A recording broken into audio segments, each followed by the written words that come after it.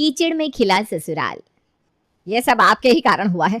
यहाँ बारात दरवाजे पर खड़ी है और दुल्हन नीचे नहीं जा पा रही। कितनी बार मैंने समझाया था आपको पीयूष कि बात कर लीजिए सेक्रेटरी से, हमें बहुत प्रॉब्लम हो रही है, पर नहीं, हमेशा की तरह मेरी प्रॉब्लम को छोटी बताकर आप इग्नोर करते रहे। अब क्या होगा? लाल जोड़ी में दुल्हन घर पर बैठी है और सहरा बांधे दूल्हा नीचे। पूरा बेसमेंट नाली के पानी से भरा हुआ है। घर के बाहर इतने बड़े बड़े गड्ढे हैं कि कुछ उपाय भी नहीं लगाया जा सकता। अब कैसे होगा मिलन प्रिया और शिवम का? बारिश का सीजन अपने साथ लाता है मीठी मीठी हवाएं, बारिश की छींटें और साथ में बहुत सारा कीचड़। एक हाथ से अपनी साड़ी पकड़े, दूसरे से गीला छाता पकड़े रेणुका अपने घर पहुंचती है। अरे राम राम राम राम राम, बहुत खराब बारिश हुई। वो तो अच्छा हुआ दिमाग लगाकर मैं छाता साथ में ले गई, वरना मेरे साथ मेरा फोन, ये सारी सब्जियां सब खराब हो जाते। फोन का मैं समझ सकता हूँ, पर सब्जियां कैसे खराब हो सकती है मम्मी, वो भी बारिश से? बारिश से तो सब्जियां धुल कर साफ हो जाती है ना। वही ना, तेरी माँ को ना बेकार में ही दो बातें बोलनी होती है, यह नहीं कि चुपचाप काम कर ले। अरे धुले धुलाए कपड़े मिल जाते हैं, बीवी दिन भर नौकरों की तरह काम करती है, बहू खाना बना देती है, महाराज के आगे चाय की कप पड़ी है, हाथ में न्यूज़पेपर है। आपको दूसरों की तकलीफ क्यों तकलीफ लगेगी? हैं? सब्जी लेने तक तो आप घर से बाहर नहीं जाना चाहते और मुझे ताना दे रहे हैं। बाहर कितनी कीचड़ हुई पड़ी है पता है? अगर मैं फिसल जाती तो, या मेरा फोन पानी में गिर जाता तो? वो तो अच्छा है कि मैंने प्लास्टिक की थैली में फोन को पैक करके रखा था, वरना ये फोन अगर मेरा खराब हो जाता तो बहनों से जो 2 मिनट सुख दुख बांट लेती हूँ ना, वो भी नहीं बांट पाती। वो तो मेरा भाई का शुक्र है जो उसने मुझे राखी में फोन दे दिया, वरना तेरा बाप ना मुझे खुश देखना ही नहीं चाहता। 2 मिनट में बैठा हूँ दुकान से आकर, तो वो भी तुमसे बर्दाश्त नहीं होता? पूरा दिन तो दुकान में रहता हूँ। भगवान जाने किस मनहूस रात मेरी शादी तुमसे हो गई थी। अरे तो तलाक ले लीजिए ना, किससे बोला है साथ रहने को? रसोई में नाश्ते की तैयारी कर रही नैना अपने सास ससुर की चीखने की आवाज़ सुनकर बाहर हॉल में आती है। शादी के 36 साल के बाद भी आप दोनों को डाइवोर्स चाहिए? हद होती है किसी चीज़ की। लाइए सब्जी की थैली मुझे पकड़ाइए मम्मी। यह हुई ना जिम्मेदारी। ये देखो, यहाँ तुम दोनों बैठे रहे, कोई उठकर मेरी मदद करने नहीं आया। अगर इस घर में मेरी बहू ना होती ना, तो भगवान जाने मेरा क्या होता। ये थी दूसरी झलक नैना के ससुराल की, जहाँ सब्जी की थैली लिए नैना रसोई में नाश्ता बनाने जाती है, तभी बाहर हॉल से पीयूष कहता है, आलू तो मम्मी ले आई है नैना, अब पकौड़े तल दो।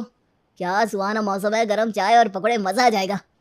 बात तो तुमने ठीक कही बेटा, इसी मौसम में तो खाना खा सकता है आदमी, वरना गर्मी में तेल मसाला कहाँ भाता है।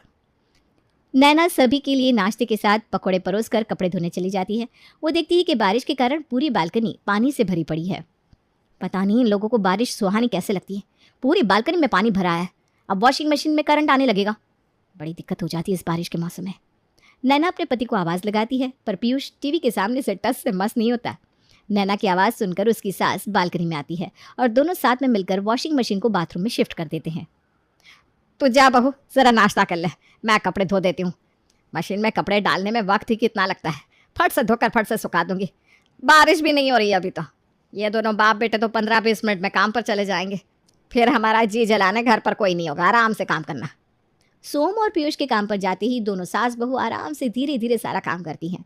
रात के वक्त अपने कीचड़ से सने जूते लिए पीयूष घर के अंदर आता है। ये तुमने क्या किया पीयूष? ऐसे ही काम वाली पोछा लगाना नहीं चाहती, उसके पोछा लगाने के बाद भी शाम को मुझे पोछा लगाना पड़ता है। अभी दिया दिखाने के पहले मैंने पोछा लगाया था, 2 घंटे भी नहीं हुए, तुमने पूरे घर में कीचड़ कीचड़ कर दिया। अरे ऐसी भी कोई बात नहीं होगी, ज़रा सा तो निशान है, 2 बार वाइपर घुमाना है, साफ हो जाएगा। और बारिश के मौसम में जूते तो गंदे हो गई। तुम पैदल नहीं जाते हो दुकान पर, बाइक से जाते हो। ये कीचड़ इसलिए लगा है क्योंकि हमारे बिल्डिंग के पास हर तरफ कीचड़ जमा हो गया है, क्योंकि सेक्रेटरी अपना काम नहीं कर रहा। अरे तुम्हें पता भी है सेक्रेटरी साहब काम कर रहे हैं कि नहीं? तुम बन जाना इस बार सेक्रेटरी। दूसरों पर इल्ज़ाम लगाना बड़ा आसान है, अपने घर का काम करने में तुम परेशान हो जाती हो, वो बेचारा पूरी बिल्डिंग को संभालता है, पता भी है। पीयूष नैना से 15 मिनट लड़ाई कर लेता है, पर जूते बाहर नहीं रख कर आता। परेशान होकर पीयूष के जूते खुद ही उठाकर नैना को बाहर रखने पड़ते हैं। उसके बाद नैना पोछा लगाकर जैसे ही रसोई में खाना गर्म करने जाती है, उसके ससुर जी कीचड़ से सने गंदे जूते लेकर हॉल में आ जाते हैं। भाभी पापा आ गए। अपने ससुर को पानी देने के लिए जैसे ही नैना हॉल में जाती है, वो देखती है कि फर्श में फिर से कीचड़ से सने जूते के निशान लगे हुए हैं। मुझे मार कर ही जी में शांति मिलेगी क्या पीयूष तुम्हें? तुम्हारे जूते मैंने बाहर रखे थे ना, तो ये दाग कैसे लग गया? क्योंकि पापा ने जूते अंदर खोले हैं भाभी। पापा जी को तो कुछ कह भी नहीं सकती, अभी अभी पोछा लगाया था, फिर से पोछा लगाना पड़ेगा। और नैना को तीसरी बार पोछा लगाना पड़ता है। इसी तरह दिन बीतते जाते हैं। जरा पोछा लगा देना रितु, देख रही है ना मुझे कितना काम हो जाता है। नहीं नहीं दीदी, 1000 रुपये में सुबह पोछा करो, शाम को पोछा करो, मुझसे नहीं होता। ऊपर से आजकल फर्श इतना ज़्यादा गंदा रहता है, अब मैं आपके घर में काम ही नहीं कर पाऊंगी, मुझे माफ़ कर दीजिए दीदी। अरे नहीं नहीं रितु, ऐसा मत कर। अच्छा तू शाम को पोछा मत मारना, अब ठीक है। शाम को पोछा करने की बात नहीं है चाची, दरवाजे के बाहर इतना सारा कीचड़ जमा रहता है, घिस घिस कर साफ करना पड़ता है मुझे। ऊपर से आपकी बिल्डिंग के बाहर इतना ज़्यादा कीचड़, अब फिसली तब फिसला वाली हालत हो जाती है। आपकी आने इस बिल्डिंग में किसी के भी घर काम वाली आना नहीं चाहती। ये कहकर रितु काम छोड़कर चली जाती है। शाम के वक्त बिल्डिंग की सभी औरतों की मंडली एक साथ छत पर बैठती है, जहां सभी की प्रॉब्लम एक दूसरे से मिलती जुलती दिखाई देती है। कैसे बिल्डिंग के बाहर कीचड़ फैला हुआ रहता है? इतनी गंदगी हो गई बाहर कि बगल के नाले का पानी भी बिल्डिंग के अंदर आ जाता है। वही तो, ऊपर से उस कीचड़ में सभी के घर का कचरा, बिल्डिंग के बाहर की सड़क में तो अब गड्ढे भी हो गए हैं। मेरा तो बाहर जाने का मन ही नहीं करता, पर खुद से ज़्यादा तो मुझे मेरी सास की फिक्र रहती है। 80 साल की उम्र है उनकी, पता चला इस कीचड़ में कहीं वो फिसल गई और इस उम्र में हड्डी टूटी तो जुड़ेगी भी नहीं, फिर उनका काम किस पर आ जाएगा? मुझ पर। पतियों का क्या है, वो तो मुंह उठाकर चले आते हैं, पीछे से ये सब कुछ तो हमें देखना पड़ता है ना। तभी वहां भागते हुए बबीता आती है। अरे क्या हुआ बबीता, तू क्यों हाँफ रही है? तुम लोग इतने में परेशान हो रहे थे, असली प्रॉब्लम तब आएगी। सरला सब्जी वाली मिली थी बाहर, मुझे कह रही थी अब वो हमारी बिल्डिंग में सब्जी लेकर नहीं आएगी। है क्या? क्यों? एक दिन सरला नहीं आती तो मंडी में सब्जी ढूंढते ढूंढते पैर का पकौड़ा हो जाता है। रोज रोज इतने कीचड़ में कैसे जाऊंगी मैं सब्जी मंडी? अपनी जान की जोखिम लेकर आए क्या वो? यहाँ कीचड़ और सीवेज की प्रॉब्लम से हुई गंदगी के कारण लोगों को डेंगू मलेरिया हो रहा है। अब 4 घर में सब्जी बेचने के लिए वो अपनी जान जोखिम में तो नहीं डाल सकती। अपने घर की इकलौती कमाने वाली है बेचारी। ये देखिए, यहाँ इस कीचड़ के कारण इतनी प्रॉब्लम हुई जा रही है सबको, और पापा और पीयूष है कि समझती नहीं। एक तो काम वाली नहीं आएगी, घर का इतना काम बढ़ गया है, और अब सब्जी वाली भी नहीं आएगी। यही न्यूज़ मिलने वाली थी। अब इस घर में सीरियसली बात करनी ही पड़ेगी। रात को जैसे ही सोम और पीयूष घर आते हैं, दोनों सास बहू मिलकर एक ही बात उनसे कहती हैं। आप बात कर रहे हैं या नहीं सेक्रेटरी से? बाहर इतनी गंदगी हो गई है कि सब्जी वाली भी नहीं आना चाहती। ऊपर से दिन भर खिड़कियां बंद रखनी पड़ती है क्योंकि नीचे बीमारी वाले मच्छर घूम रहे हैं। अरे तो किसे काट लिया मच्छर ने, तुम्हें या मुझे? किसी को कुछ हुआ है क्या? तू तो ये एकदम अपने बाप पर गया है, जब भी मुंह खोलता है अपशगुन ही बोलता है। अरे क्यों हो जाए कुछ किसी को? जिस घर में किसी को बीमारी होती है ना, उनसे पूछ। हाँ पापा, शिवम भी आना चाहते हैं शादी की बात करने, पर घर की बाहर इतनी गंदगी है, कहीं उसके पापा फिसल ना जाए, इसलिए नहीं आ पा रहे। अरे उम्र में तो होने वाले समधी जी मुझसे छोटे ही हैं। अगर मैं चल रहा हूँ तो वो कैसे फिसल जाएंगे? हाँ, अगर उन लोगों के जीन्स इतना कमज़ोर है तो फिर सोचने वाली बात है। वही तो पापा, ये सब चीज़ तो अरेंज मैरिज में सोचने की होती है। लव मैरिज में तो लड़के को लड़की के परिवार के बारे में सब कुछ पहले ही पता होता है, और अब इतना एडजस्ट भी नहीं कर सकता क्या वो? दीदी ठीक है तो कह रही है पीयूष, अब सामने वाला मुंह खोल कर बोल दे, इस दिन का इंतजार करेंगे क्या हम?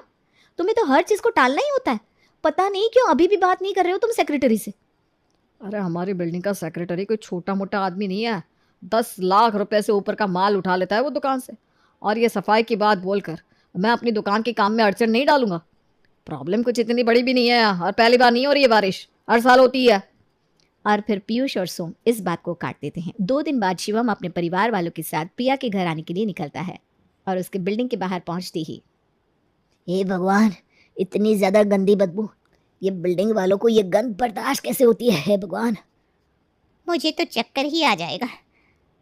ये कहाँ रहते हैं प्रिया के घर वाले ऐसी जगह में? अरे हमें कौन सा प्रिया के घर रहना है मम्मी, हमें तो बस रिश्ते की बात करनी है, फिर अपने घर लौट आना है। चलिए जी, घर पहुँचते ही सीधा बात करिएगा और निकल जाइएगा। वहाँ महफिल मत जमा लीजिएगा, पता नहीं कितने कीटाणु मच्छर घूम रहे हैं यहाँ, किसी ने काट लिया तो बेकार में आफत आ जाएगी। किसी तरह बचते बचाते शिवम और उसके माँ बाप आगे बढ़ रहे थे कि कीचड़ में पैर फिसलने के कारण विनोद कीचड़ में गिर जाता है। पंडित जी ने सही कहा था, शादी में बहुत ही विघ्न आएंगे। हो गए शुरू विघ्न। कीचड़ में सने अपने होने वाले समधी को दरवाजे पर देखकर रेणुका घबरा जाती है। आइए आइए समधी जी, अंदर आइए। ये आप गिर कैसे गए? इतना कीचड़ है बिल्डिंग के बाहर, कोई भी गिरेगा बहन जी। ऊपर से लगता है किसी बिल्डिंग का पाइप फट गया है, पूरे रास्ते में पानी पानी फैला हुआ था। अब वो बिल्डिंग का पानी नहीं था आंटी जी, वो गटर का पानी था। क्या? अपने चप्पल में लगे कीचड़ को मैंने उसी पानी से धो लिया। छी छी छी छी। हे भगवान, चल बेटा मुझे बाथरूम दिखा दे। ये क्या हो गया? अब क्या होगा? अरे क्या जरूरत थी आंटी जी को बताने की कि वो नाली का पानी था? तो वो कोई गंगा जल तो था नहीं, सच में नाली का ही पानी था ना। भैया आज पापा गिरे हैं, कल को आंटी जी भी गिर सकती हैं। शादी के वक्त मेहमान आएंगे, कोई बड़ा हादसा हो गया तो। अरे कोई नहीं आने वाला बेटा, हमारे बिल्डिंग की हालत देखकर इस घर में तो मेहमान भी नहीं आना चाहते। मुझे तो समझ में नहीं आ रहा, बाथरूम से बाहर आने के बाद पापा कैसे रिएक्ट करेंगे, कहीं और अड़चन ना आ जाए। मैं हूं ना शिवम, आप फिक्र मत करिए, हम इतनी खातिर करेंगे अंकल आंटी जी की कि वो सब कुछ भूल जाएंगे। विनोद और पुष्पा नहा धोकर बाहर हॉल में आकर बैठते हैं। पापा हमने बात कर ली है, ये जो कीचड़ है ना वो एक दिन में साफ हो जाएगा। तेरी शादी के चक्कर में मैंने कीचड़ में तो डुबकी लगा ली, अब पता नहीं और क्या क्या दिखाएगा तू मुझे। माफ़ कर दीजिए अंकल जी, हम तो खुद ही परेशान हैं इस कीचड़ से। कल तो पापा भी गिर गए थे, है ना भैया? हाँ अंकल जी, और परसों हम तो रोज गिरते रहते हैं, पर इसमें कुछ बुरा नहीं है। कीचड़ क्या है, मिट्टी का ही तो एक रूप है, और मिट्टी ना शरीर को फायदा ही देती है। आजकल तो मिट्टी का फेशियल भी आ रहा है, आंटी जी देख लीजिएगा, कल आपका ना रंग निखर जाएगा बिल्कुल। और बिना सर पैर की बात करके प्रिया के घर वाले किसी तरह शिवम के पेरेंट्स का मूड हल्का कर देते हैं। खाना खाकर तो मजा आ गया प्रिया, मानना पड़ेगा शिवम तेरी पसंद को। इतना अच्छा खाना तो आज तक पुष्पा ने भी नहीं बनाया। तो बताइए समधन जी, कब की तारीख फाइनल करें? अरे जितनी जल्दी हो जाए समझ दीजिए, इस बारिश के मौसम में तो बस एक ही दिन लगन है, उसके बाद दूसरा लगन सीधा दिसंबर महीने में आएगा। पहले ही बच्चों ने एक होने के लिए काफ़ी मेहनत की है, अब मुझे लगता है जल्द से जल्द शादी करवा देनी चाहिए दोनों की। ठीक है, फिर आप पंडित जी से इसी महीने की मुहूर्त की कोई तिथि निकलवा लीजिए, उसी दिन शादी कर देते हैं।